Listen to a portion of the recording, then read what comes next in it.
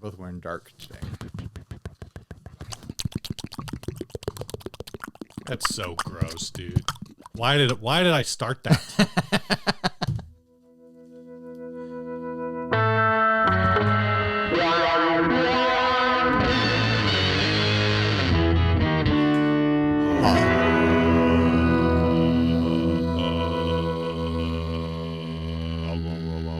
We need a didgeridoo.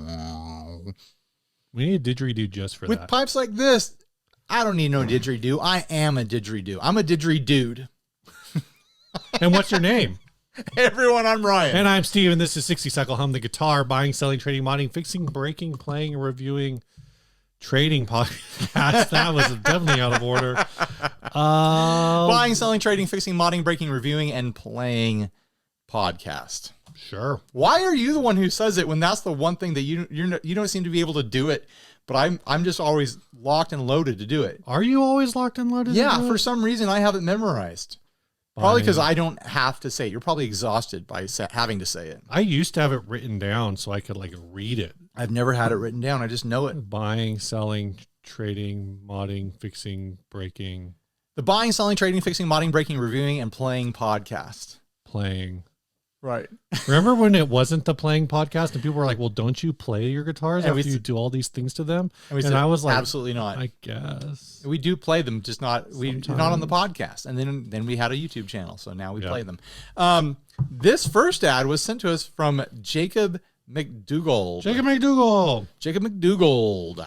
It is a Transperformance Les Paul, which is something that I didn't know existed, but apparently it goes way back. Oh yeah.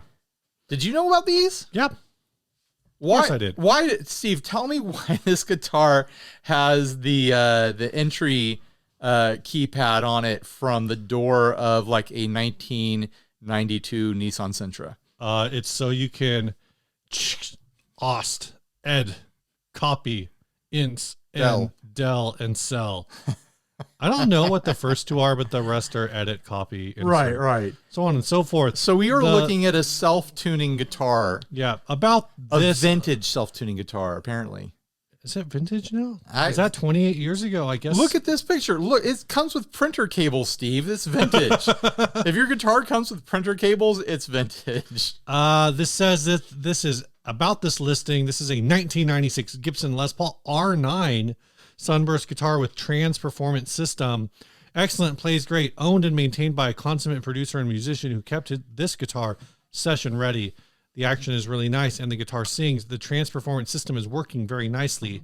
At the push of a button, the mechanism elegantly adjusts the tuning without hesitation and in perfect tune. Elegantly. All right. It's very inspiring and musical. All of the electronics and controls are working properly tonally. This guitar sounds amazing. Blah, blah, blah, blah, blah. Also of note, this guitar is equipped with a piezo pickup. Piezo. And has a second quarter-inch jack installed and dedicated volume controller for the pickup. Oh, there it is. I didn't notice that in the pictures, but now I did. Excellent physical condition. Lots more things about the Transperformance system. This item comes out of the personal gear arsenal of famed musician and producer Oliver Lieber. I have no idea who that is. I never heard of them. Sorry. That doesn't mean anything because I haven't heard of most people. Yeah. Techno Empire is proud to present this item on his behalf as it comes right out of his Los Angeles recording studio to yours. They want $9,500 for it. Of note, in 1990, Jimmy Page became the first endorser of Les Paul's Transperformance self-tuning guitar system. He played this guitar on the 1993 Coverdale Page Tour, the 1995 Page Plant Tour, and the 2007 Led Zeppelin reunion at London's O2. It remains in active use today, except now it's for sale. The system features all of the original stock tuning libraries, including the Jimmy Page library of tunings. So this is basically like the Robo tuners, but a lot more invasive in your guitar. I believe the company that made this, and I'm doing this off of memory, but I believe the company that invented the Transperformance system is the same company that developed the Gibson Robo tuner. That's too bad. And to that point, yeah, I think it. Looking is at it the same Tronicle? the guts on it is wild. All these little mechanical servos and things like that, and the circuit boards, and just like it's so much stuff mounted into a guitar just so that it can automatically do tunings. Where like I get that changing tuning on the fly is like a whole thing. And if you're Jimmy Page and you want to swap tuning song to song, like, okay. But also if you're Jimmy Page, you also have roadies. Right. Also, I'm wrong. Okay, Steve is wrong. This is Transperformance. This is now a technology being sold by Accent Tuning Systems. They're still selling them? It sure does look that way. We install tuning systems and accessories into Les Paul Special Telecaster, Stratocaster, and Chet Atkins SSTs, body shapes, and their replicas. So yeah, it does appear that they sell the Performer. I think they maybe own that now. Tronicle is the company that owned the robot. Right. I'm trying to remember one of these two companies. It might have been Transperformance. I'm not sure.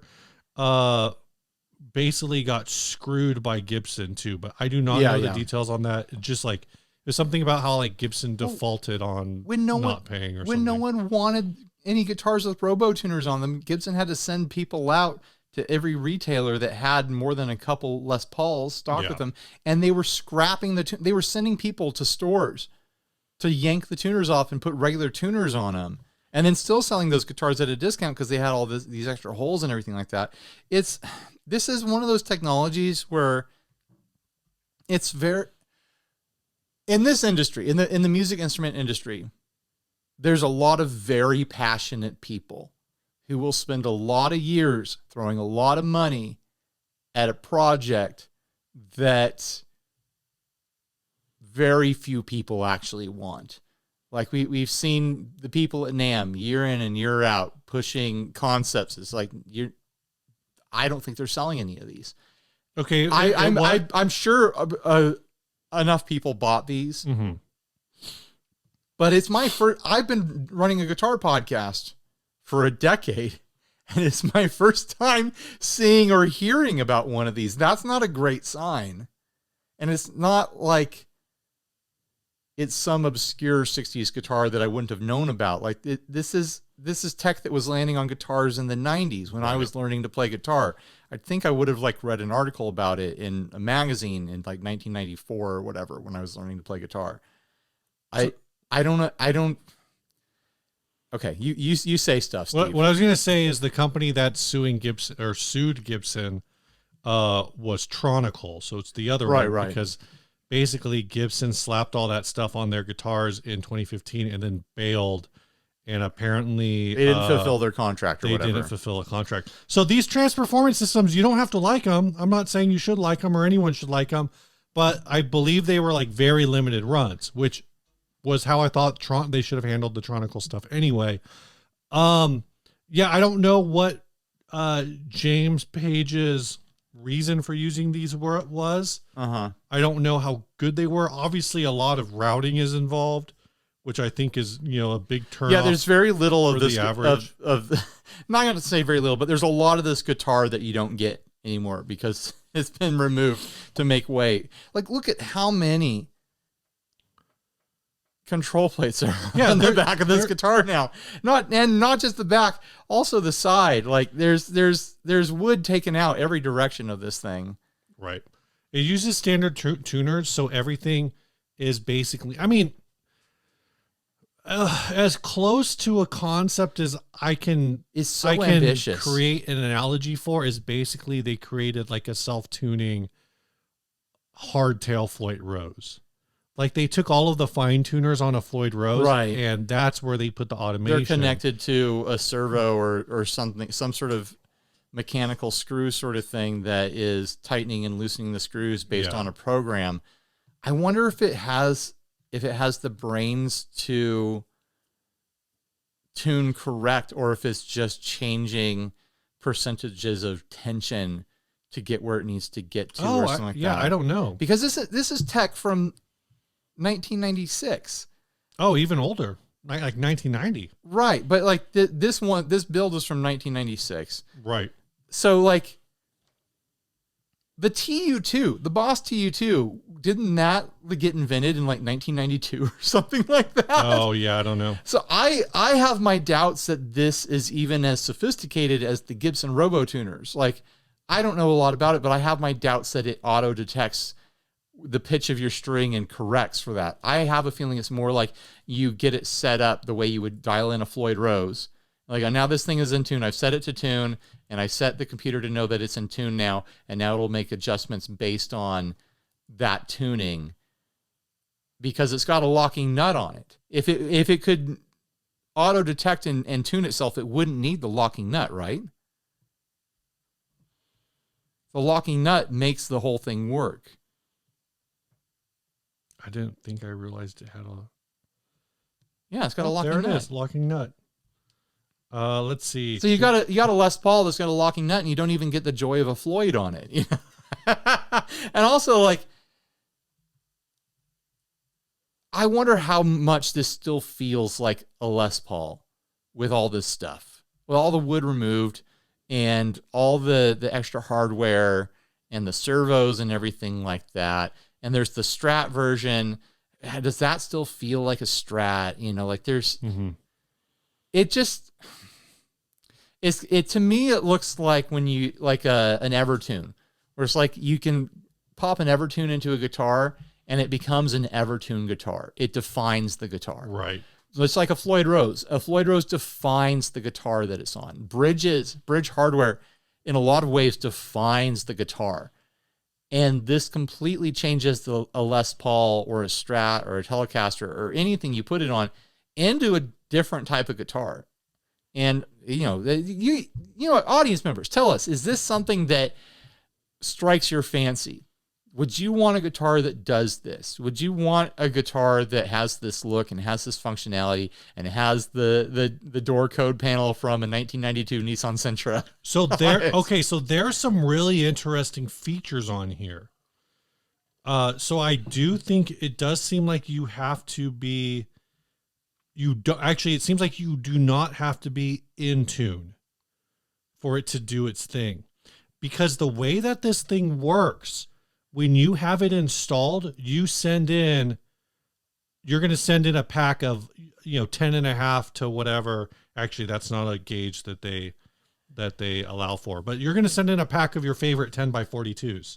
Once this is set up, you can never change your string tension. That's not surprising. So what these motors are doing is they're measuring string tension rather than pitch. Oh. So when you basically punch in the new tuning, all those servos are adjusting and they're measuring the string tension as they move.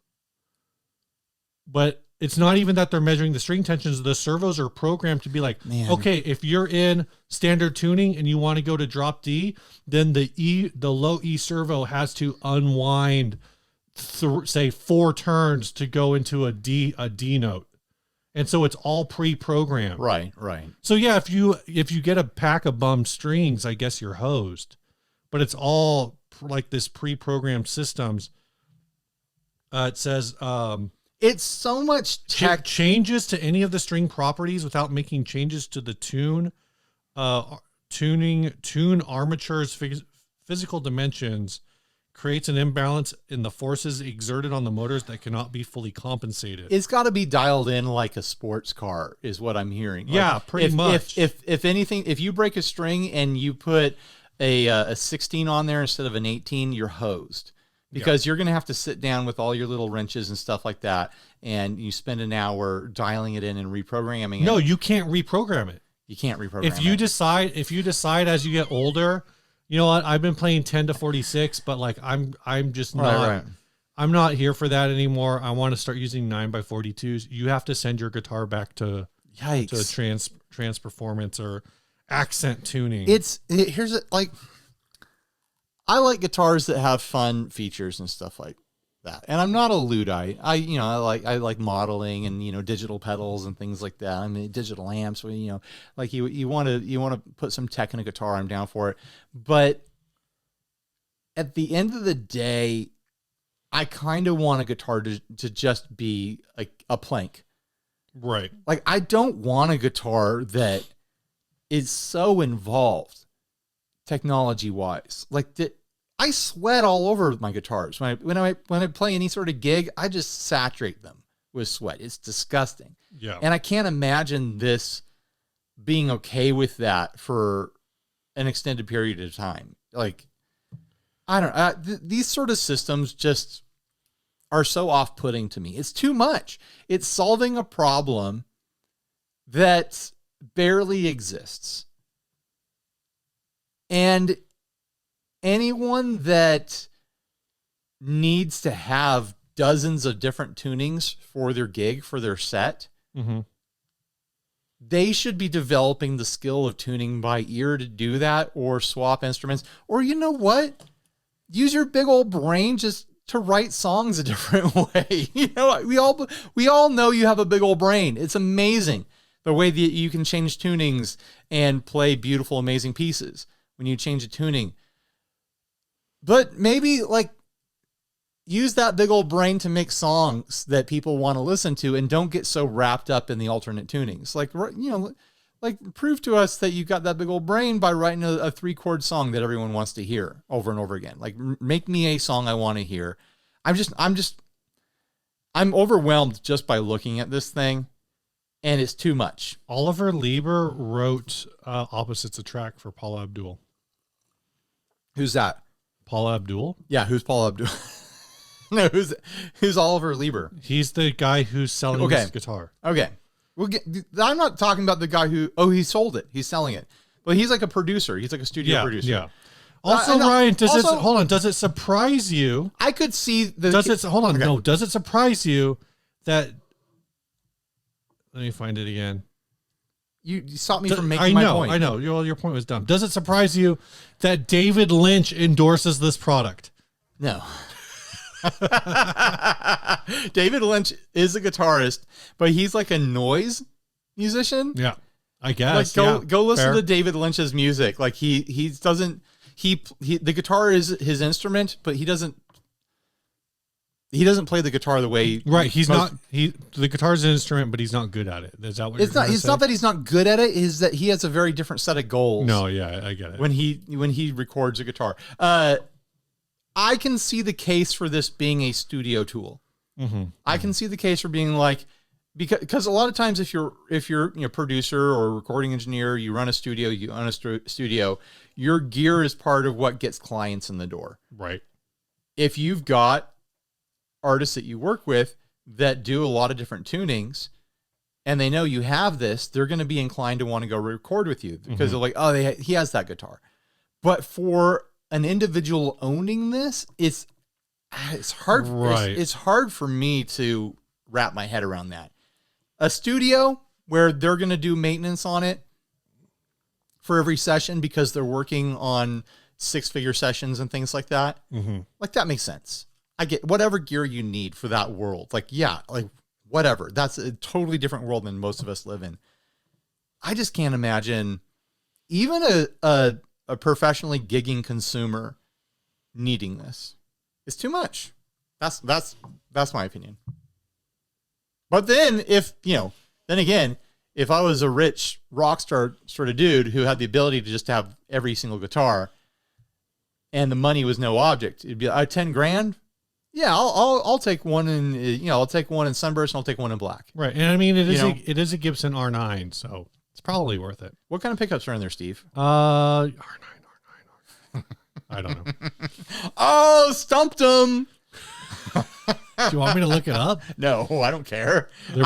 Steve, every time I've asked you, I've never cared what the answer is. It's probably a 490, 498 combo. All right. Maybe they're classic. Back then, they might have been classic pluses. Do you have business to do?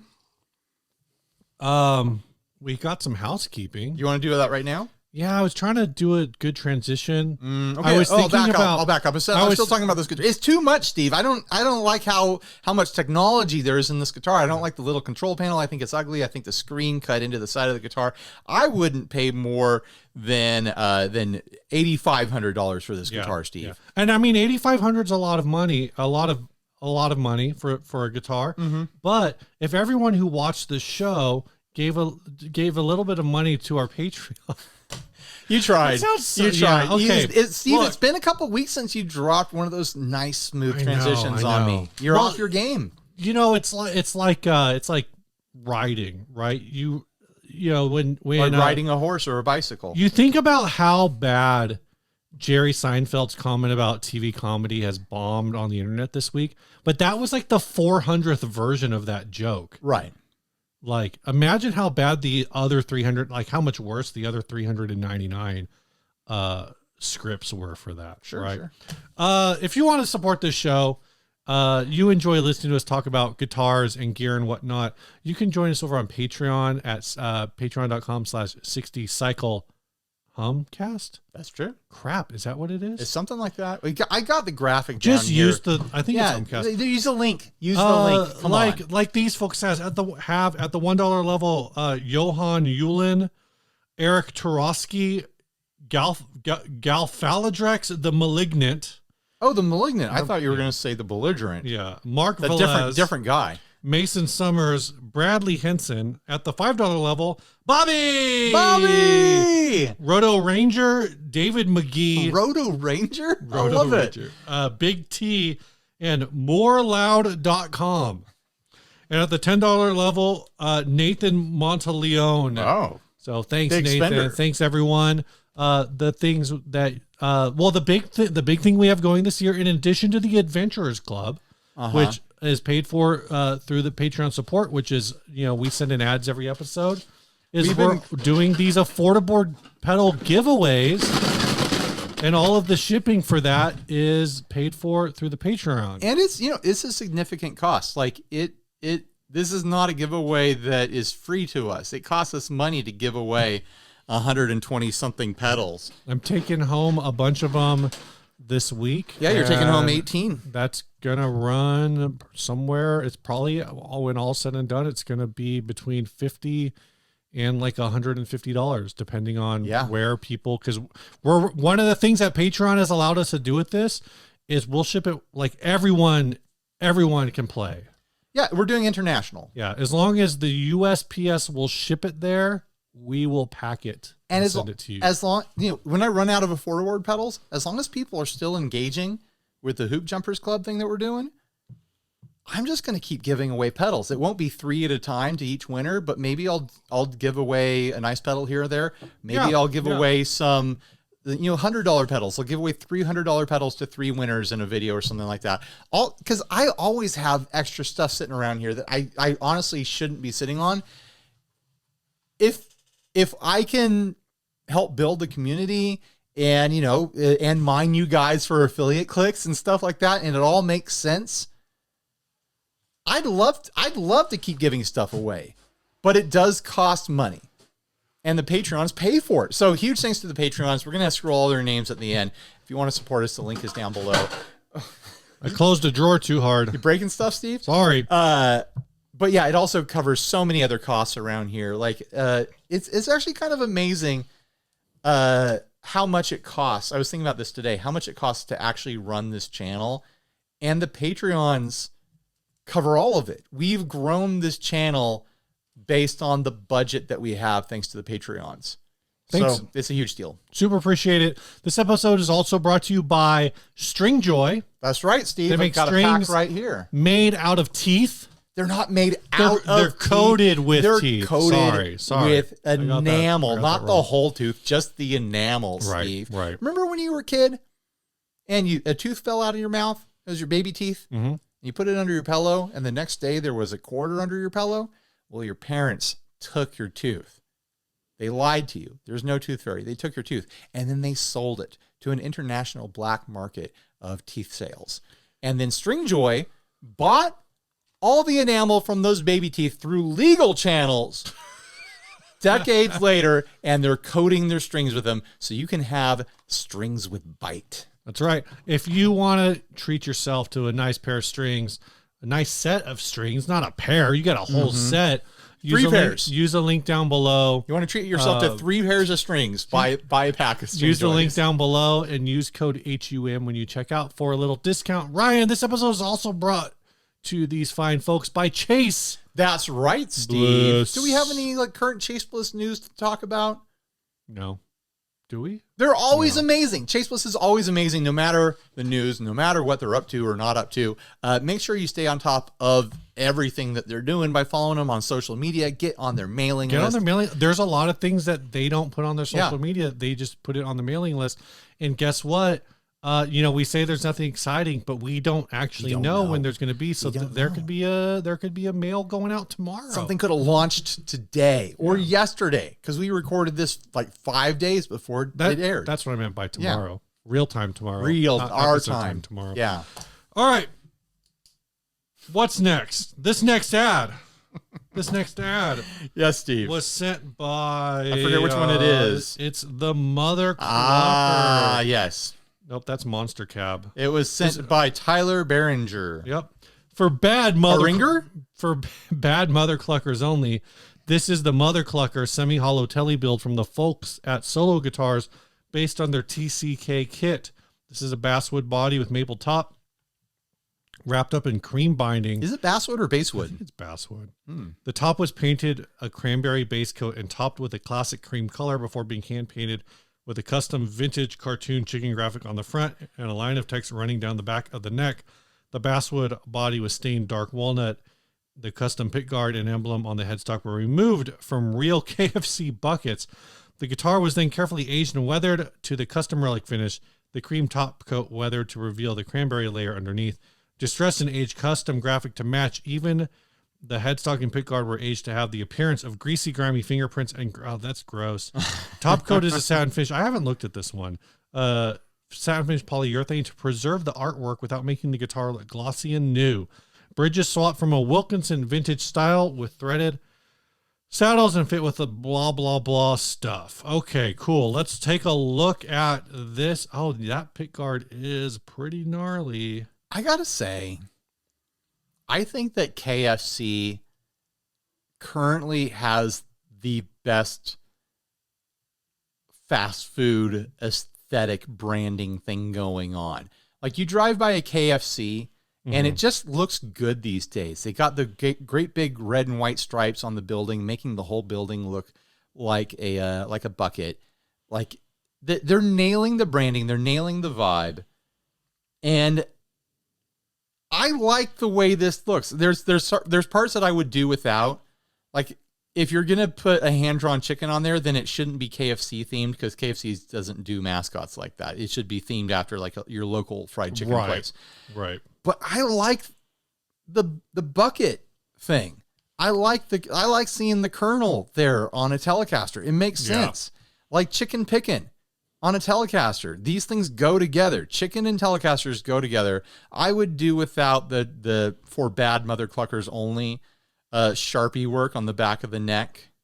No thanks, is what I'm saying to that.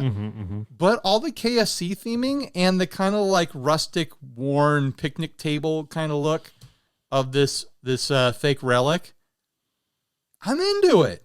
I'm not what they're asking for into it because they want $583. Oh, I did not look at the price. We'll see if it's a $64 price. Oh, it's drop. In Canada. Yeah, that's why. That's why it's unusual prices. Do they have a lot of Kentucky Fried Chicken in Canada? This is probably a good price Canadian. KFC is all over the world, man.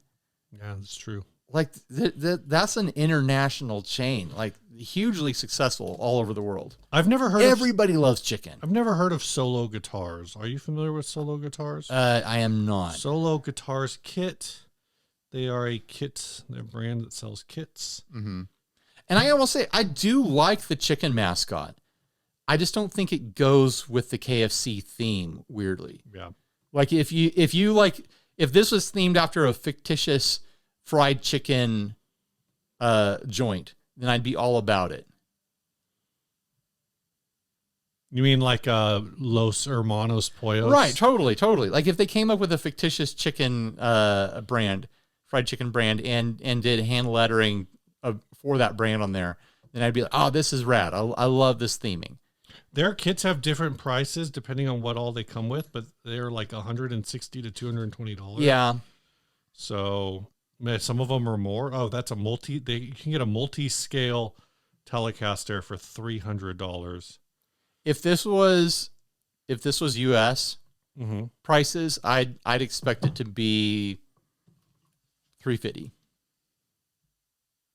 for a kit guitar. Right. The thing, like theming aside and whatever, I know they put a Wilkinson bridge on there and stuff like that, but that's a $30-$40 part. Like, let's be serious. Yeah, Wilkinson bridge, Wilkinson pickups. You build kits for yourself. If you end up selling them, you're going to take a loss in your time and effort. You're not a guitar brand when you build a kit. This feels like the kind of guitar that, like, if I ran a small guitar shop, this would be like something I would have on my wall, and it wouldn't have a price on it. Sure. Like, it would just be there for people to come and look at.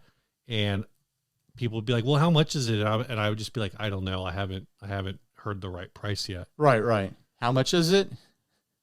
Go get me a bunch of chicken and I'll trade you.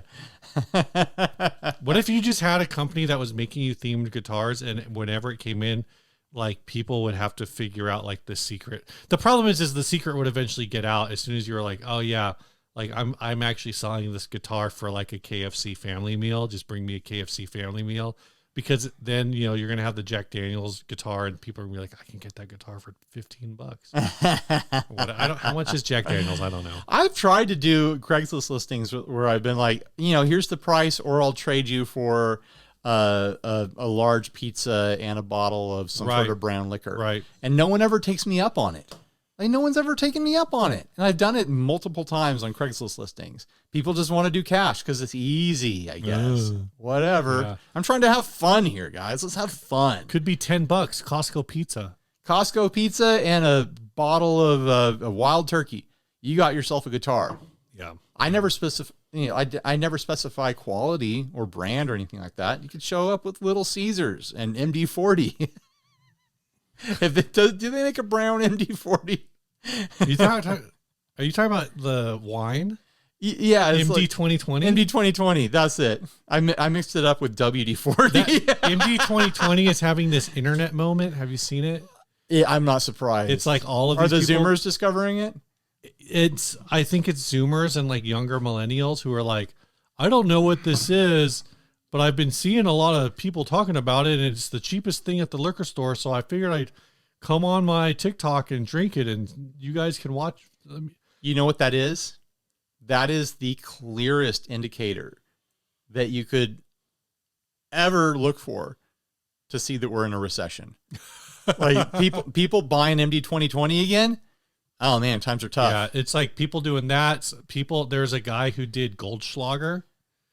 I don't think I've ever had Goldschlager. Like apparently that was like a big early 90s thing. Yeah, Goldschlager was a huge cultural thing before I could drink, and by the time that I was 21, it was like, oh, no one drinks that. This is that's a joke booze or whatever. Like, ha ha ha, you're gonna have gold in your poop or whatever. Yeah, like, I never had MD 2020 either. I did try it once. I remember it being like syrupy, like a melted Slurpee. Yeah, and just tasting like it had the most awful rubbing alcohol in it. All I was told when I was talking to someone who, welcome to 60 Cycle Hum, the booze review, who sometimes listens to the show.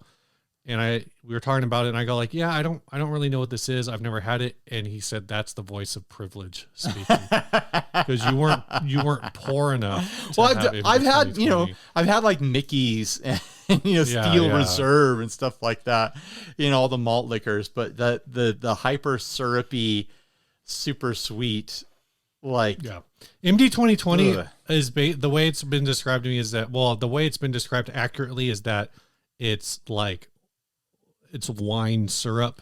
Yeah. But the elder millennial equivalent, I feel like, to MD 2020 was like original Four Loko.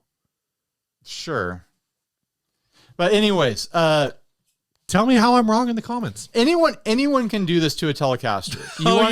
You want to turn a Telecaster into a chicken picker? Yeah. Pick your favorite chicken restaurant brand. Mm-hmm. It could be a local spot. Go get their bucket, get their bag, get their cardboard box, whatever has their branding on it. Get yourself a clear pick guard and just do it yourself. Cut it out and stick it under there. You don't even need to glue it or anything like that because it'll just stick on from the grease. That's gross. But like, I think it's a cool look, especially on a white telly like this. Yeah. The relic coming through is extra, but yeah, I think it has to be on a white or a red guitar because it could be on a black guitar. Not for this theme. I feel like you need the red or the white. If you were doing a different fast food theme guitar, what fast food would you theme it after? I mean, I'd do an In-N-Out guitar, no problem. I think that's the obvious one. In-N-Out. I'm thinking. See, for me, I want it to be a Jazzmaster, but In-N-Out is not a Jazzmaster. No, it's probably a Strat. True. Yeah, it's probably a Strat, an In-N-Out Stratocaster. That's the reality of it. Mm-hmm. I'm thinking some kind of. In-N-Out Mustang would be a lot. I guess of fun. I did say fast food, but I'm thinking maybe a little bigger now. Doing like a Prince's hot chicken Les Paul. All right. Les Paul Jr. I think it's got to be Les Paul Jr. or like a DC Jr. Like a special. I don't like DCs. All right. Not a DC fan. A single cut Junior. More of a Marvel fan. All right.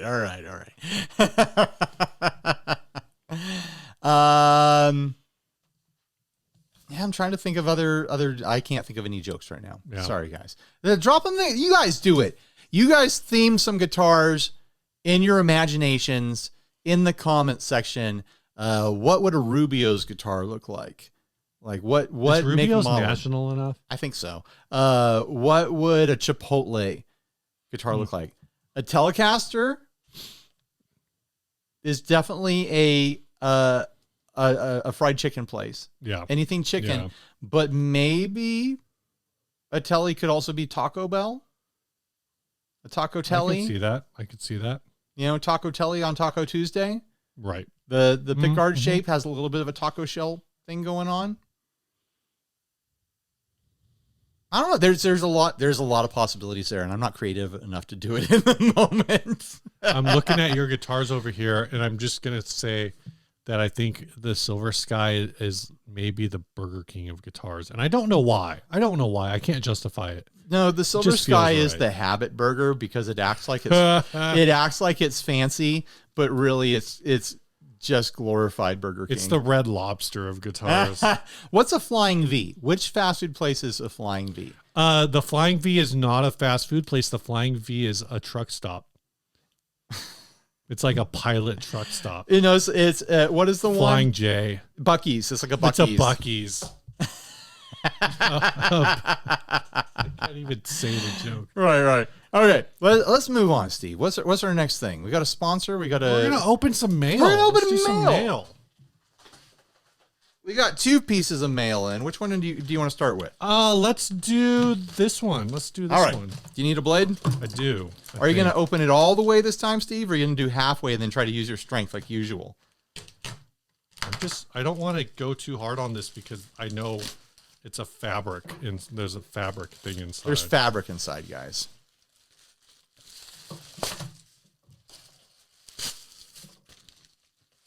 We got a package from Rocket Music Gear. That's right. Steve needs to mention who it's from. This is from Rocket Music Gear. Our friends over at Rocket Music Gear. Green. These are the new tone hats in green and pink. They just got these in stock. They're doing a lot of promotion with them. They sent a pair to us. And if you want to get your own, I'll have the link down below. They're doing putting it over your headphones again. Fat discount for the code 60 Cycle Hum on their Etsy store. So I'll have that link down below. And that link is that code is good for a big percentage off anything in their store. You want straps? You want anything else? Why are we changing? You don't like the I want to see it. The color works better with my skin. The green probably works better with your skin. Yeah, I think so. Steve, here. What's going on? What are we doing? Give away the black one. I'm keeping the green one. Really? Yeah. All right. All right.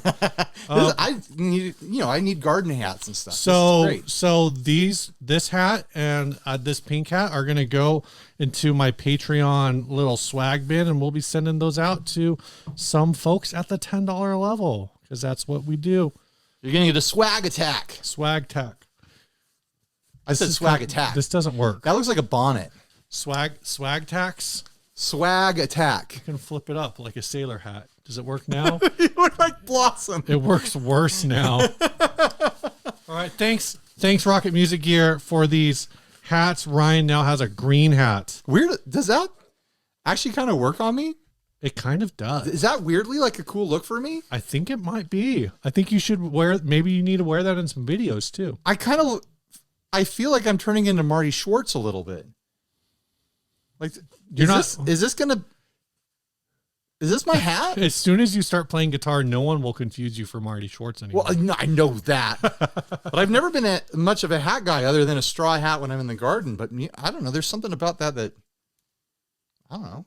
That maybe you just haven't found the right color, and now you have. I just needed a neon green bucket hat with the lid flipped up, and now I'm a hat boy. There you go. You're done. Go check them out, Rocket Music Gear. Let's get to this next piece of mail. I didn't mean to disrespect the hat. I like this hat. I'm going to wear it. Don't disrespect the hat, Ryan. You're going to see me around town in that hat. I hope so. So this one is from a new friend of ours. Got to hang out with the guy who sent this at NAMM. Our friend Justice sent these to us. He's working for ROK-LOK, and they make these locking strap buttons. Yep, this is a ROK-LOK Universal Quick Change Strap Lock. You know what? I didn't think about this. Grab a strap. Oh. Of course, I'm grabbing off the mic, talking where no one can hear me. But I'm grabbing a Rocket Music Gear strap. Look at that beauty. It just goes on like that. It just clips right on. Yeah. So I'm going to make a product comparison. I think this is a fair product comparison. Sure. But a long time ago, we had these, and I still think they're great straps. These D'Addario Auto Lock straps. Right? I still use mine. And it's a great strap. But what I like about the ROK-LOK system, and I wish I would have jumped on these sooner, is this basically will convert any strap you own into that system. It's just this quick click with like a little rubber button back here thing. So any strap you have, all of a sudden now it's like a quick connect disconnect for your thing. Oh, you testing your strength there? It looks like it works. I don't know. ROK-LOK. Go check them out. They come with these protective pads too. I don't really understand them. Now we're throwing the hats into the Patreon swag. I'm gonna steal one of these and throw it in with the giveaway stuff. You're gonna do like a fourth giveaway just for those? We're gonna throw it in with one of the winners. Oh, okay. So someone's gonna win one of these. Steve will be the one to select it, so I'll just send them home with you. Yeah. But then you want to give away the set that we opened on a strap? Sure. Let's do it. So that'll go in the swag pack. That'll go right there. You fine with it being this strap since we're already halfway here? You want to do a different strap? I like that strap. And I also really like this strap, but I'm more likely to use a blue one. This is another Rocket strap. This holographic snake skin that is amazing. So we'll throw those on that strap from our friends at Rocket, and Steve will send that out to a new Patreon. Yeah. Who's going to get it? I think I actually might already. I don't know. I might already know. I might not know.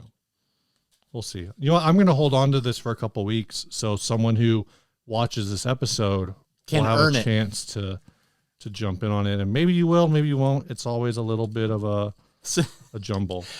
Everyone's just gonna send like Venmos to Steve now. Hey Steve, you want $5? Hey Steve, can I do any favors for you, Steve? That sounds creepy. Mm-hmm. Look at that. It's so like, it's right on there. Right on there. And they come. It looks like there's a little rubber washer thing in case you need more friction. Yep. It looks like a solid system. Yeah. Turn any strap into a walking strap. Which one's the empty box? Brilliant. This is the empty box. So huge thanks to send that out. I'll include the box. Huge thanks to sending that out to us. Let's move on with the show, Steve. Let's do it. Here's yours. Well, I'm going to send it with you since you're going to throw it. Oh, I'll throw it in the thing one. Yeah. Oh, yeah. Yeah. All right. Before we hit this topic, we got one more sponsor. By the way, that wasn't sponsored stuff. If you were in a company and you want us to say nice things about you, all you got to do is send us some swag. You're not going to get a demo out of it. Send us some simple stuff. Send us some stickers. Send us some pics, whatever. We'll unbox whatever you send on the podcast, and people will see it, and they'll see your name.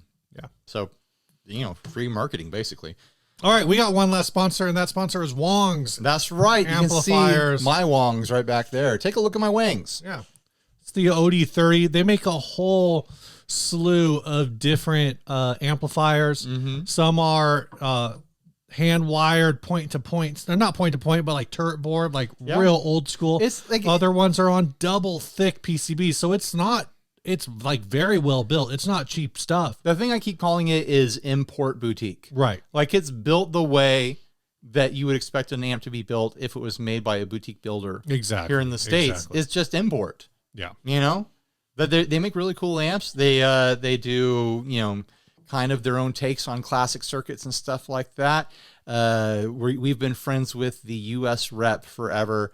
And so he's sponsored us for the past couple of weeks and next week too. So keep an eye on that. Also, there is a discount code that I'll have flashing on the screen right now, and you can use that for 10% off. I forget what the code is. It's like 60 cycle, 10% off, best boys forever. That is a long code. That's not the code, but it's something like that. All right. Next ad or the topic? This topic, man, we are getting into this so late. My brain is fried today. I was hoping we hit it sooner, honestly. Oh man, 49 minutes in episode. Whatever. I don't want to save it. Whatever. We're gonna do it. You've waited. You know what? People should just hit the timestamp. That's what I make them for. Mm-hmm.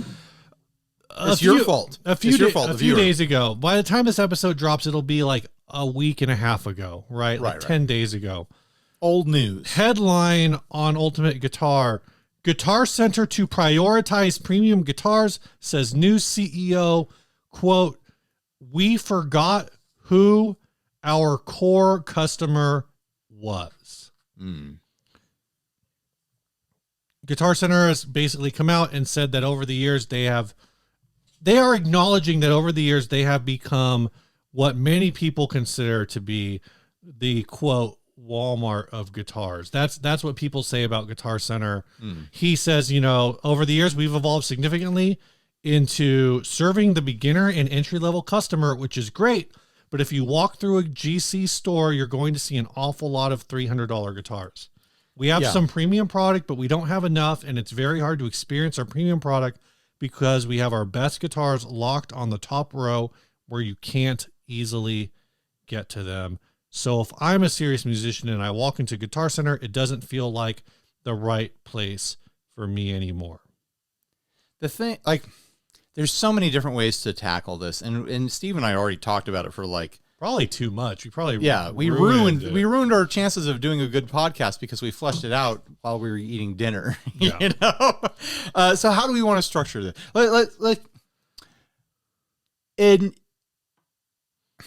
So we'll structure this way. First of all, I'm going to give my reaction, and you can give your reaction to this statement. And my reaction do you think he's right? Well, he's not wrong. Right. The reality is, and this is a thing that I've seen a lot of people say, why would I go to Guitar Center to even look for a premium guitar? They're the Walmart of guitar stores. Right. It's all junk. It's all in bad condition. The stores are dirty and gross and whatever. And the salespeople don't know anything. Don't seem informed, or they're busy, taking care of other stuff for some reason. They're trying to sell me a Les Paul because it's got 4 single coils, and that's one more than a Stratocaster. Right. Right. I kind of this is my perspective looking at Guitar Center as a modern consumer and also someone who does, works in the music instrument industry, doing marketing. Mm-hmm. Guitar Center, they carry a lot of low cost stuff. You go into Guitar Center, you're going to see rows and rows of Strat packs and whatever Ibanez, Epiphone, and Squier is selling in the $300 to $400, $500 range. Like everything that is in the most basic colorways, affordable, just grab it and buy it. Great Christmas and graduation party fodder sort of stuff. Christmas presents, birthday presents, graduation presents, that sort of stuff. They have premium stuff in their premium room, but it almost feels too premium.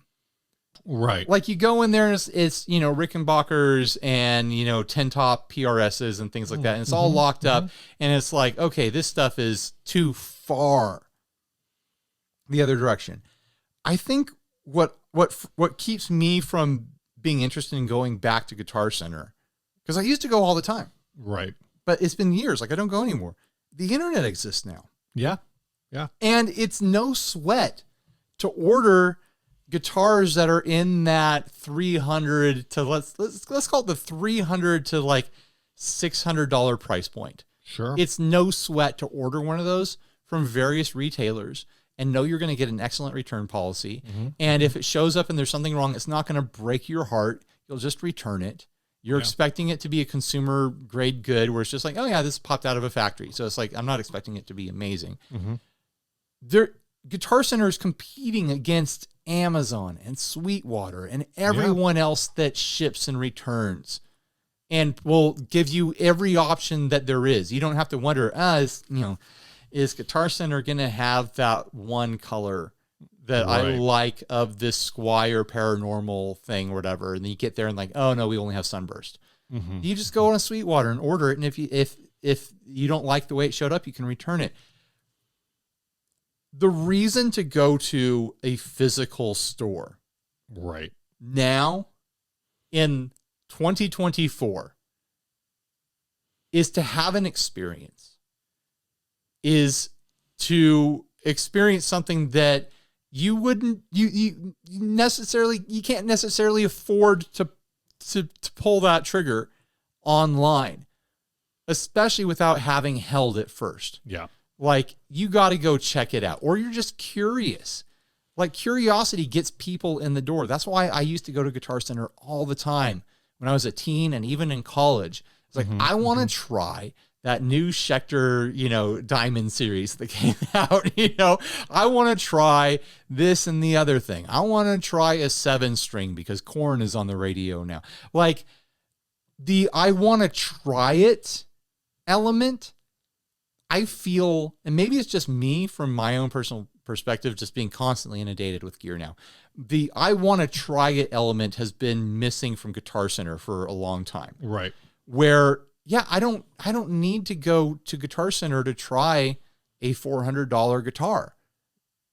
Most people buying guitars, they're not going to go out of their way to have that experience. But if you told me that there was even like a $1,500 Korean guitar, but one of those, like if there was a bunch of Reverends right at Guitar Center, models that I hadn't even gotten a chance to sit down and play, I might go to Guitar Center to check those out. Like there's all these brands and such a wide variety of brands that land in this, let's call it like this $900 to $1,700 kind of new middle tier. Like that's the new middle. Right. And then your premium tier starts at like 15, 16 and goes up to, like 3,500. And then beyond that is all custom shop sort of stuff, you know, and small builder, like hyper boutique sort of stuff. But I feel like that new middle is missing.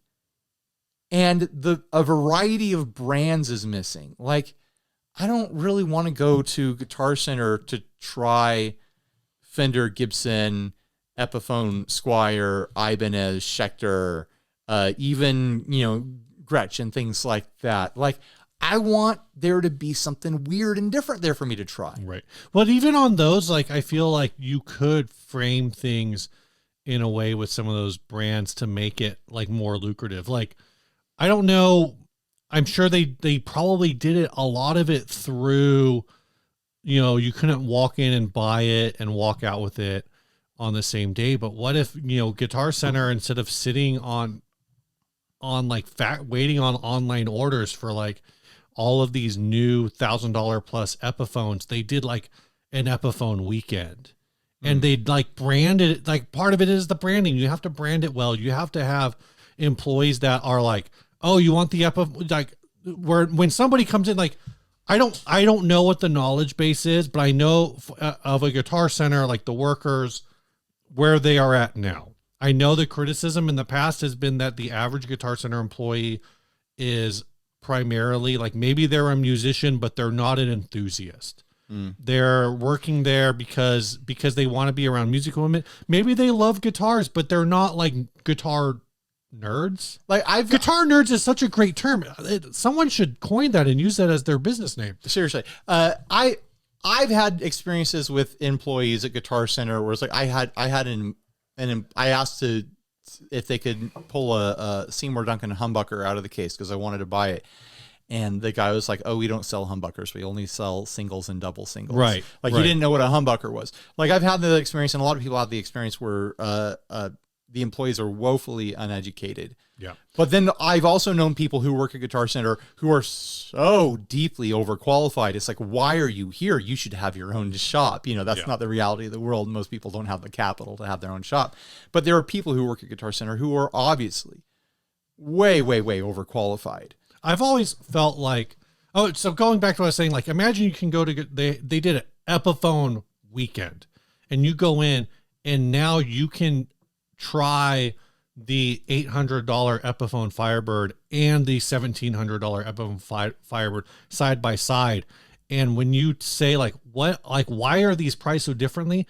The employee can actually explain it to you, because I found in many of the conversations around the $1,700 Epiphone Firebird that people don't read. People just look at Epiphone. They don't even bother to educate themselves. They just want to complain about the price. Well, we see that a lot, like, you know, covering, you know, some guitar that from Epiphone or Squier or something like that. And people will be like, why would I ever pay $500 for a Squier? I bought an Affinity in 1998 for $75. It's like, it's a completely different build. Yeah. So I think there's opportunities like that. And that would be like kind of leaning into that premium experience mentality. Right.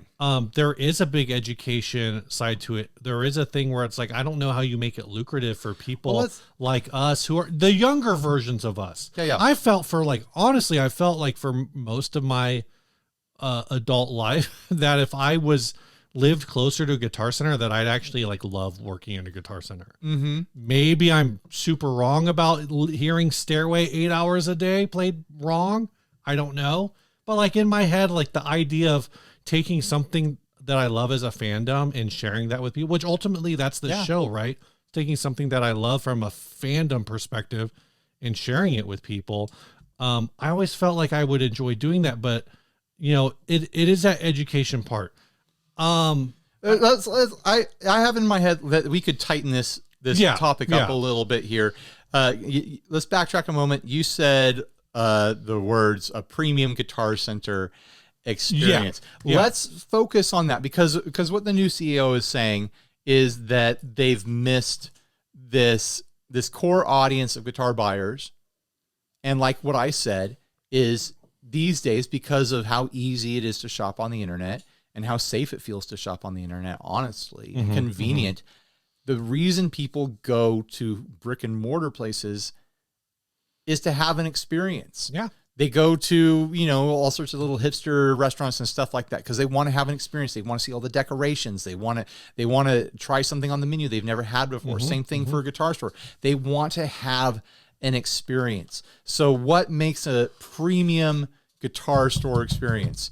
Sorry, don't hit the table. Okay. So obviously the inventory has to be an experience that people are going to want to travel for, and not just travel like a couple hours or whatever. Like I'm talking like our 2 guitar centers in town are 35 minutes away from me. Yeah. And I very rarely feel motivated to stop by even when I'm driving past them. Yep. So they've got to have inventory that compels you to make a trip. Yeah. Like stuff like, oh my gosh, like I've been seeing these Dunables. They have Dunables? Oh, I'm gonna make the trip to go check out these Dunable guitars because I keep seeing them on the internet. I want to try one out. And maybe you go in and you see the Dunables and you think, well, you know what, this is a little too extreme for my taste, but like that is a nice Stratocaster over there, and I'm a pretty boring guy who likes Stratocasters, so maybe I'll check that out instead. The second part of a premium experience is the staff. Yeah. Are they knowledgeable? Are they good with people? Do they know how to prioritize their workflow so that when they're handling a customer, they can work quickly instead of doing a bunch of nonsense side stuff that leaves you standing at the check stand for 15 minutes while they scroll through a computer aimlessly? Like that experience needs to be dialed in to be more premium too. Like the last couple times I've bought something at Guitar Center or tried to do anything there, I was literally left stranded at the check stand while a line started forming behind me, and I was like, am I still being helped? Because the person just kind of disappeared into that corner, and it seems like they're working on 3 other things right now. And like that sort of experience needs to be worked on at Guitar Centers. Yeah. The environment. Like from what I've always heard is our Guitar Centers that we have in San Diego are actually like flagship stores that are done very well. Really? But I've also heard that other Guitar Centers can be pretty trashy. If you're gonna have a premium experience, it has to be beautiful in there. It has to be somewhere you would want to hang out. It has to be somewhere with a vibe. Like I haven't been to these places, but based on the photos, like Norm's Rare Guitars has a vibe. Chicago Music Exchange has a vibe. Even Sweetwater's storefront at their only location at their warehouse, but they have a physical storefront there, has this great vibe where it feels welcoming. Like when I think of the inside of a Guitar Center, I think gray. I feel like the La Mesa one on the inside is red, but I understand what you mean. Right. It feels like kind of like, and they're nicer than they were. Like our local ones got redecorated, but there's new aesthetics that they could be exploring. And I think maybe the biggest thing that they could exploit is tweaking the layout to not fit as much product as they can on the floor. And that leans into like this idea of it being a little more premium. Excuse me. One of the things that kept getting brought up, and we talked about this a little offline, and maybe this would work, is one of the things is that in becoming like this department store style shop, Guitar Centers have become very big. And one of the things I said to you earlier is like working within the limitation that these stores are too big. What if what they did is they took a lot of the duplicate inventory that's on the floor and just moved it. So when I say that, it's like, okay, you've got everybody wants to come in and try out the Fender American Vintage 2, right? Everyone's coming in to do that. But do you need 5 of them on the floor? Do you need every color on the floor?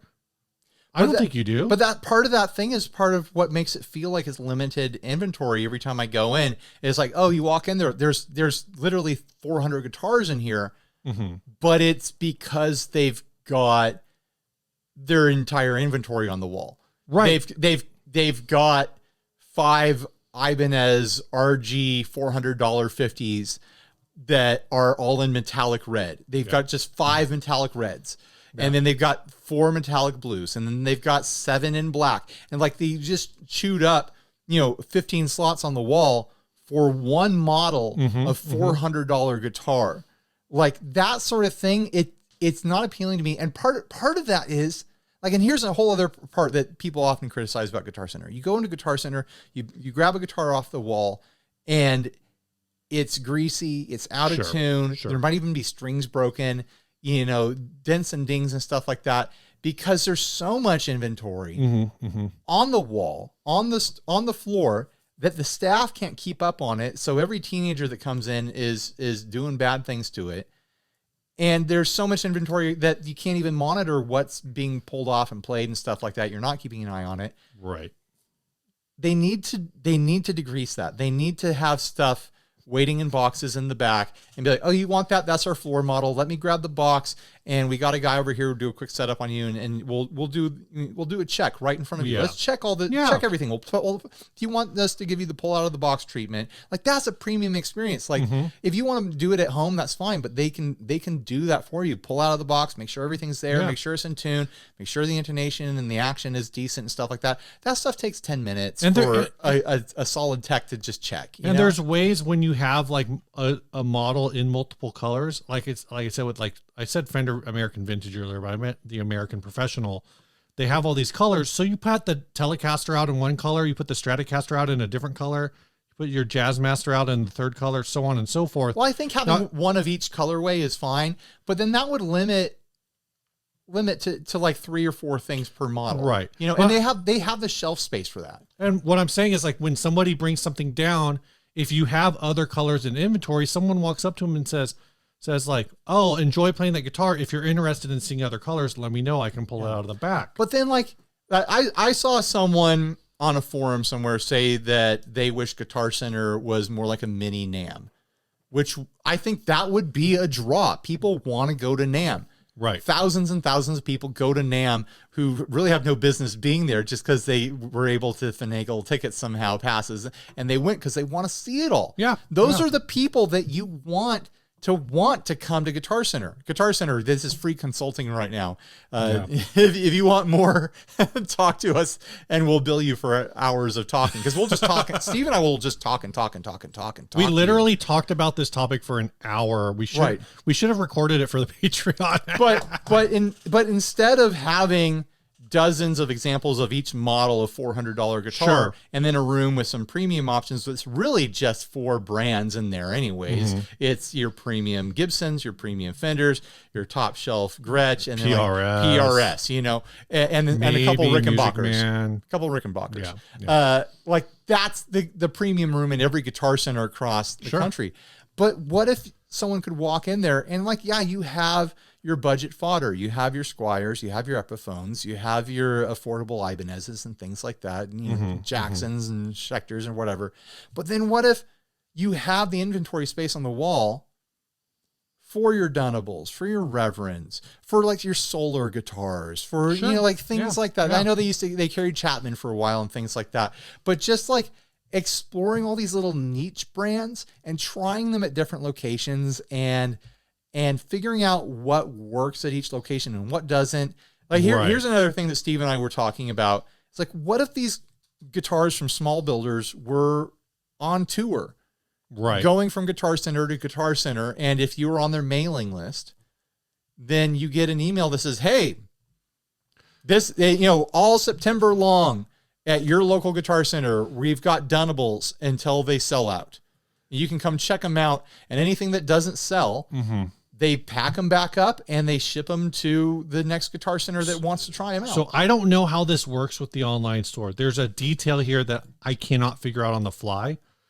But what if, because I think right now, I think the month of April was Guitarathon at Guitar Center. They called it Guitarathon. It's like their big sale. But what if Guitarathon was different for every store, every set of stores? Right. So, you know, the San Diego store got Reverend and Dunable for the month of April because it's Guitarathon in April for San Diego. But the Phoenix Guitar Center stores are going to have Guitarathon in May, and that's when they're going to get that supply, and that kind of plays into that idea. Like, there might you make that a unique experience, but you set it to work within the region. Yeah. I don't know how that plays in with online. That's something for maybe them to figure out. Maybe in Nevada, everyone's just going crazy for 8-string headless guitars. Right. And so they they're working with a small builder that does that. You know, I think Guitar Center exploring these small builders, these more niche elements of the guitar market would be a really smart way to go. Not just don't like the article, the interview or whatever is so vague. Like, oh, we want to go more high end. Sure. It's like, don't just like start stocking ESPs or whatever. Right. Like variety, guys, variety. There's so many brands out there that don't exist in retail. Yeah. And people would travel to try them. In our group, in the thread about this, there's 99 comments in that now. But one of the guys in there, Deshaun, but mine ain't one, posted pictures from the Cincinnati Guitar Center, and they have, and apparently these are popping up at a lot of guitar centers now. Oh now. Yeah, the pedal is like pedal island or something. Island, I think is what they're calling it, and it's just like 8 pedal boards from different brands or mixes of brands. Like, yeah, if you don't have a full brand that can fill up an entire pedal board, maybe they get half and you split that with a different brand, you know? And I think that's like a really cool idea. I don't know what they're running through for, if it's headphone rigs or whatever, but that's a really cool idea, you know, to go with that. Something I've been pitching to Steve when we talk about this Guitar Center thing. Mm-hmm. I think Guitar Center could, maybe not, I don't know. Because I'm armchair quarterback here or whatever. Sure. They could explore the Best Buy model. Right. If you don't know how Best Buy works, Best Buy doesn't exist to sell product. Mm-hmm. They don't really care whether or not their stores are busy. Yeah. They don't really care whether or not they sell anything throughout the day, because they don't have to, because they rent their space. They rent sections of their store to the manufacturers. Best Buy is a slumlord. Best Buy is a consumer electronics NAM. Right. It is a show floor. Like when you go into Best Buy and they have an Apple section in the back, that is a miniature Apple store. Right. Apple is paying rent for that. I'm sure Best Buy takes some profit margin, but most of the profit margin is going to Apple when something sells, and Best Buy doesn't have to sweat it whether they sell anything or not, because they're just charging rent. Right. There are a bunch of little retailers inside of a store. Guitar Center could adopt a similar model, and they could just they could rent shelf space. Right. And be like, hey, Earthquaker devices, you want to rent 3 feet on our pedal shelving? You want to supply a pedal board? We have a spot this big to put a pedal board. Mm-hmm. And you can rent that spot in this many Guitar Centers for this rate, and you just have to supply the product, and our staff keeps the shelves full, And I think then if it sells, and then it's their profit margin. I know the builders and industry people will be like, Ryan, that's a crazy idea, and the industry doesn't work that way. But what if they tried it? I think there could be a tweak form of that where it's like, okay, maybe Guitar Center just sets them out that way, where it's not necessarily the brands are renting the space, but Guitar Center, I think, could streamline their space better to create that kind of vibe. But there's a lot of brands that spend a lot of money to be places like NAMM that would be better off spending that money to rent space at Guitar Center, not even for the goal of sales, but the goal of foot traffic becoming familiar with their product. Right. Like if you got a product where, like, I know if people can touch this and they can plug into it and they can mess around with it, that it'll make an impression, it would be worth the advertising money to pay to have it on a shelf at Guitar Center. Yeah. Like if Guitar Center can turn itself around and turn itself into a premium destination, you know, but things like that, it could be part of the recipe. There's a lot of little things that can be changed. A couple big things that could be changed. We've seen a lot of people be very negative about this article, about this interview, right? And be like, "Oh no, it'll ruin it. Guitar Center's going to be out of business." Blah blah blah. And we've all been saying that for so many years now. We probably, the first episode of this podcast 10 years ago, we were probably like, "Oh, Guitar Center's going out of business." Yeah. So the high and low of being owned by venture capital or by like not venture capital, by private capital is on the one hand, you are basically, you have a puppet master kind of at the top, right? Of private capital overlords who may not really understand your business model. They just see it as like, we own a store and we need this store to show, not even necessarily profitability, but at least movement trend toward profitability. Sure. So we can sell it to another private capital who can try to figure out the next It's steps, all an investment scheme. It's this whole thing.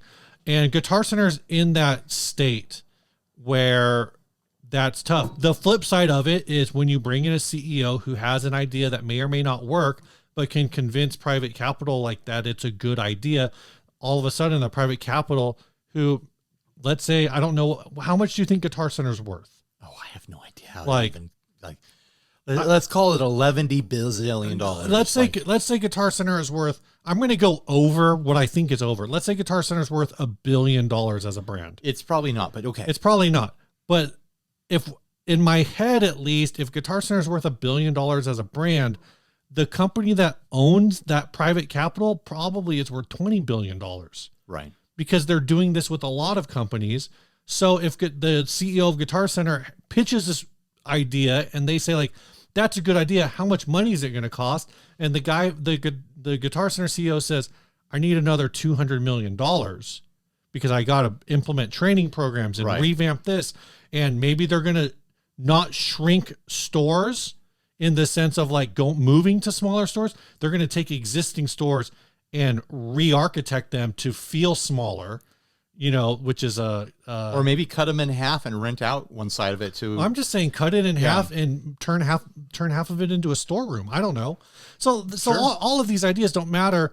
There's just the money is there to do it. The flip side of that, and I don't want to get too far into it, is like Sam Ash, privately owned, and from what I have heard now, no longer exists. Right. It's on its way into the grave. Like it's officially a dead company. I don't know the details on it. I guess I could have looked it up. I've always heard things that like the writing was on the wall with them anyways. So, but that's another one where I feel like I've been hearing that for years. Yeah. But so sorry. So if Guitar Center can hit, like going back to the private equity things and like the investment side of this and whatnot, if the new CEO can step in and be like, you know what, we're going to change directions and we're going to implement premium sort of experiences into the Guitar Center brand, and they can convince shareholders that, you know, or whoever, you can convince investors that, okay, we're riding the ship and people are excited and they're about to do things that are going to drive value for this brand, then whoever owns them will be like, yeah, let's throw 200 million at this. Yeah. So that we can sell you for more than we bought you. Yeah. Like they're hoping to see the brand revitalized for long enough that they can cut a profit off of it. Exactly. They want it to sell. So it's like, that's kind of it's kind of a blessing and a curse in that hypothetical, in that, oh, they could get, you know, potentially a really decent blank check to implement these big ideas and try something completely new and swing for the fences and try to right the ship. But then the negative of that is that the moment that it sells again, then the next equity firm is going to be like, well, all this is nice and good, but we want to eke as much value as we can. So we're going to start gutting the company. Right. And that's the ebb and flows. If they see positive traction and people are showing up because they really like this idea, the next owner can come in and be like, wow, you sure have a lot of foot traffic, but wouldn't you make more money if instead of selling one $2,000 guitar a day, you sold $300 guitar, which is the current model, which they're currently not doing. The Sam Ash thing is a rumor, but it's a rumor that's coming from people who claim to be Sam Ash employees on Reddit. Okay.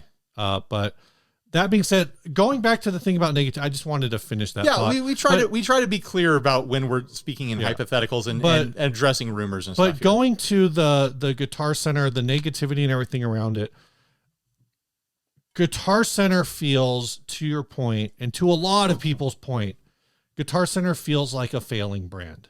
And it's felt like a failing brand for a long time. Like the CEO making this statement to turn it around, what I I guess like for certain things, It feels I more like like a Kmart of guitars than Walmart of guitars. You know? That's fair. But what I would like to hear, because this is what I'm not seeing online, is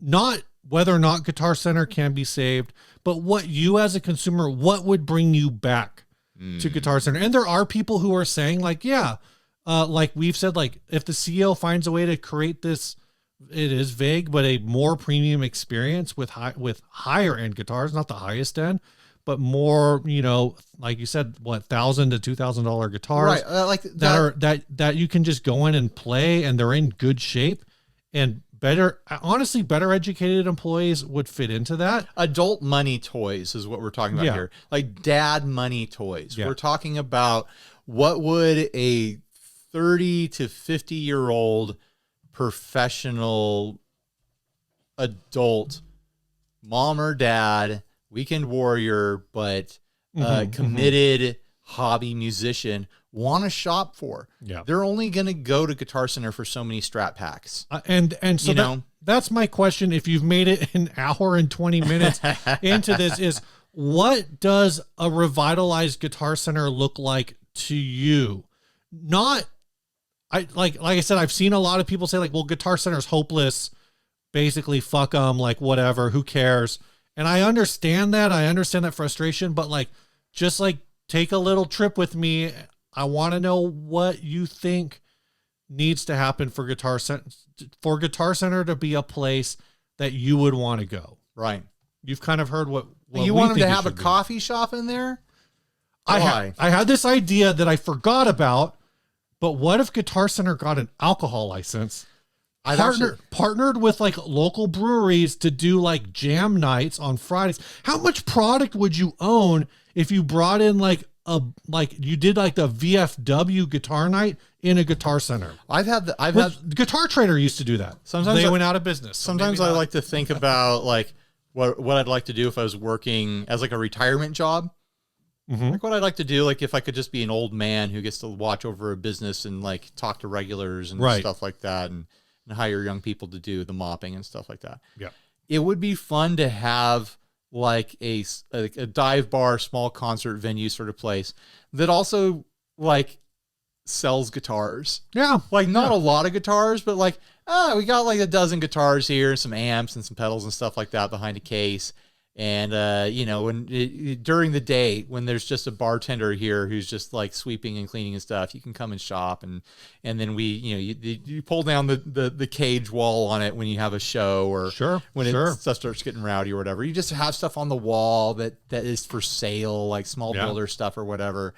Like those sort of mixed experiences, I feel would be kind of fun. What if you did it as, now we're really getting off the we're rails. in the weeds. Well, what if you did it as a like personalized consignment? Right. Like you'd have to do it in a big enough city and have the reputation to pull it off. But basically, like if somebody brought you like, oh yeah, I want to sell my like, 2003 Fender, I'm picking on Fender, my 2003, Les Paul Studio. And you're like, no, that's not cool. Right.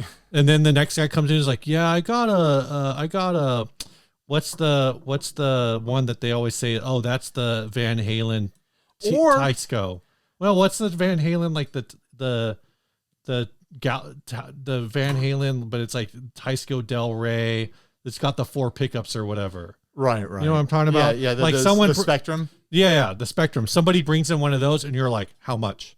Like because it's cool. It doesn't matter how much it's actually worth, but also it's cool. Like, you want cool stuff. What if it is just full of cheap guitars, like $200, $300, your Fireflies and Groats and things like that? Hey, it's your bar, man. And it's like it's your guitar shop.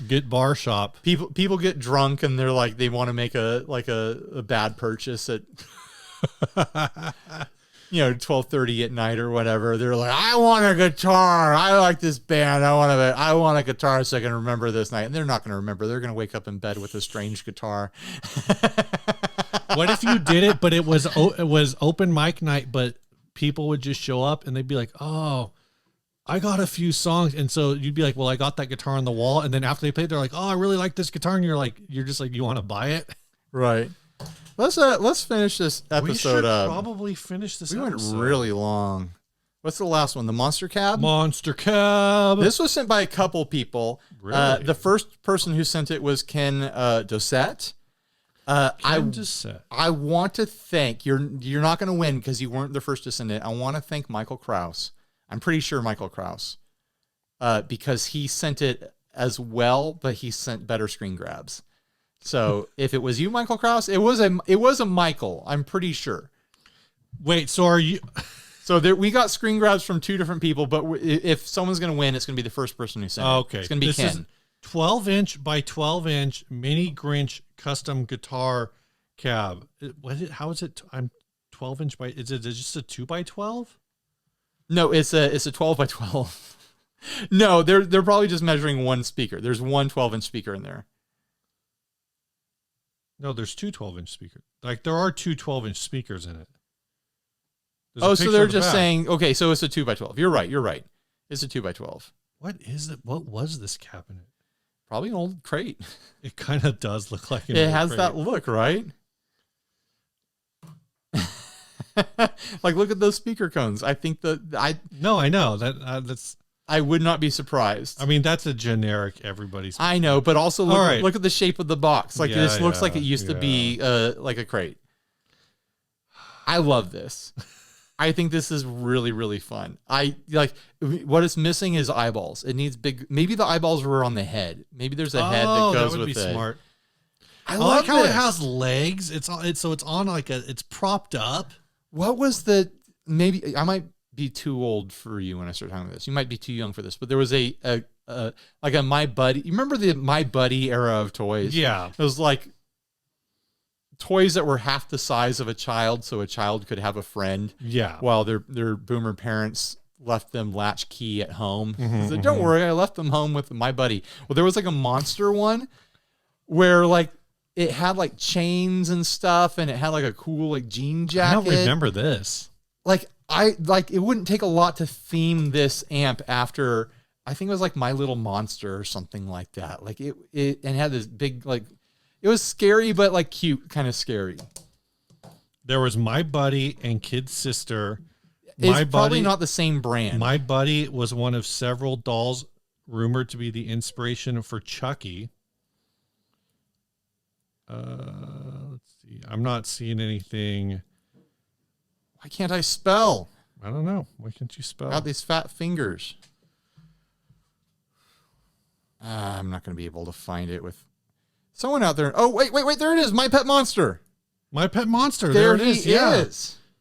That's fun. Like this amp could be themed after My Pet Monster so easily. Just get like the plastic chains on it, get some yellow eyeballs and some teeth poking out over the grill. Now you got to build a whole band around this thing. This is a piece of gear where you're building your band's theme around it, because this is amazing. I love the arms. I love the hands. I love the little chucks as a little feet on there. It's perfect. I love this. How much did they want for it? $100. Dude. If this was local, I would say you just need this as a decoration. I know. I would keep this in the living room or something like that. Where is it? The ad doesn't say where it is. No. I actually think it might have sold already, because I was trying to search for it to get better pictures. Oh, okay. And I couldn't find any info for it. So someone already bought it. This was actually a toy in production for a while. I still have It's actually really popular. It was very popular. I remember the advertising vividly. I still have your crate cab. Oh, you're going to do this? I could recreate this. Oh It would be gosh. a big project. Yeah. That's a lot of projects. It's a lot of hot glue or spray mount and a lot of fuzzy fabric. And it would turn me into a swear machine for sure. I don't even care what it sounds like. I just like the look of it. I'd buy it. If this was local, I'd buy it. I'm sorry. You want to upcycle an old crate cab, this is the way to do it. I sign off on it, and this is what I'm picking for my Adventurers Club. This is what you're picking for your Adventurers Club. Yeah. I don't really have strong feelings about any of these, to be honest. The Transperformance, I feel like, was like educational, but kind of, yeah. I don't know. I didn't like it. When I saw when I was picking the ads, I was like, oh, this will be fun to talk about. And then I didn't have fun talking about it. The Motherclucker was a neat idea, but I didn't, it wasn't as, I overhyped it in my head. Yeah. And then I feel like I wasn't able to deliver. This just feels like a slam dunk. It does. Let's do it. Yeah. This is Ken Doucette. Yeah, congratulations, Ken. You won. We need a little sound effect for you won. Close enough. That one's loud. There you go. We never use that functionality of the Roadcaster. I know.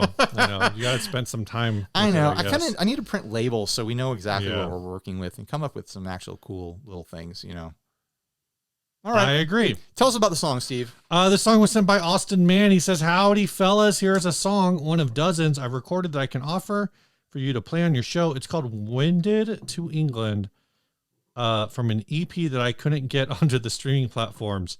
I love the 60 Cycle Humcast and hope you enjoy it. Well, thanks, Austin. Let's listen to your song. Here we go. I was being winded to England with thoughts in my head and never understood what it meant to be dead. I guess I got the notion when I fell in love again. In terms of what happened, well, I'm really not sure, and I don't plan on knocking on Mr. Reaper's door. If you see him, let him know he won't be seeing me for some time, for reasons that I can't explain. There is a wall put up between the love, the depressed, and the brave. On certain days, boy, I'll say. So other than me, if I was somebody else, I'd desperately be seeking someone else's help, searching for the smallest bit of motivation in hell. Somebody else, someone other than me. I bet that you can find me in my whole family tree, searching for the gap that caused it to fall underneath. For reasons that I can't explain, there is a wall put up between the love, the depressed, and the brave. On certain days, boy, I'll say.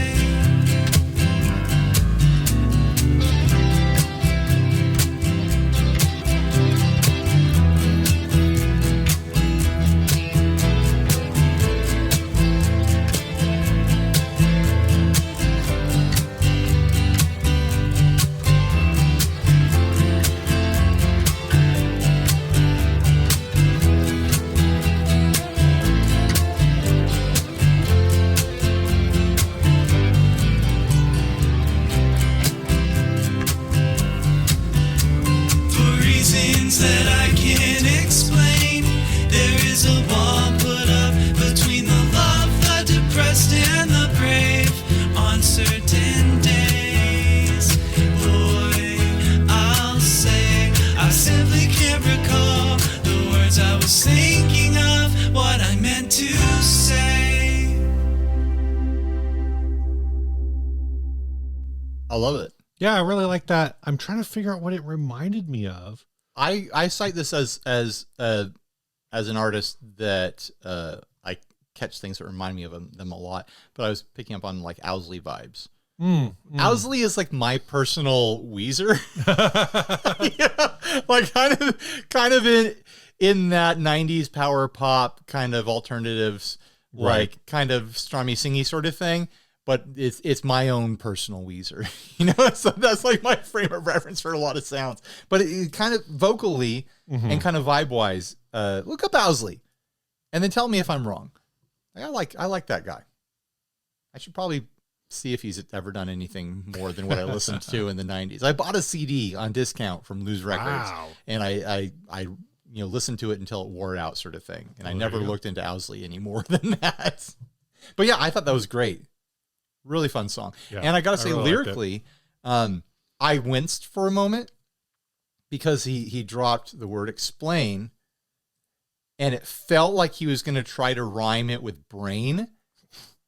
And then he didn't, and I felt so good about that because it's like a pet peeve for me. Anytime someone rhymes something, and then they rhyme it to brain, like